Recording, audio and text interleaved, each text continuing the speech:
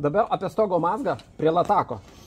Difuzinė plėvelė padaryta sandariai, po išilginiais grebėstais yra sumontuotos tarpinės, kad kondensato lašai arba pertekliniai krituliai ekstremaliomis oro sąlygomis, kurie pateks ant plėvelės, nepalystų po grebėstais ir nepūdytų jų. Tam ir yra šita tarpinė, kur matosi štai. Toliau, kondensato lašelinė, nes kondensatas ir pertekliniai krituliai, kurie bėga per plėvelę, bėga per lašelinę ir nukrenta ant žemės. Už stogo ribų, jie ne ant sienos, nes čia nuo sienos toli. Aišku, tų lašų čia daug nebus, labai mažai, todėl problemų dėl to ir nieko nekelia. Kritulių lašelinė montuojama atskira, taip kad čia dvi lašelinės. Viena kondensato ir kritulių lašelinė. Kritulių lašelinė įvesta į lataką.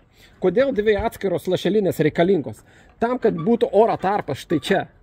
Įsivaizduokit, jeigu žiemą prisninga sniego, va taip va gali užpustyti, tai jeigu būtų difuzinė plėvelė į lataką, va taip įvesta, kaip dažnai daro, tai šitas oro tarpas būtų uždengtas ir oro patekimas būtų tik per čia, po lašelinę ir čia per šitą.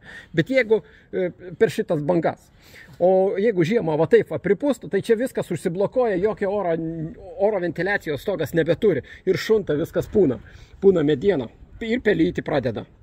O dabar jeigu čia viską ir užpustys, oras vis tiek iš apačios pakliūno čia, lenda tarp grebėstų ir tarp difuzinės plėvelės ir ten viršuje išėjimas. Čia padaryta, padarėm įkirpimus, kad čia sniego nepripustytų. Oro padavimas per čia. Čia yra ertmė ir oras pakliūna prie latako, eina per visą stogą ir išlenda čia. Taip stogas ventiliuosis ir eksploatacija bus ilga maksimaliai.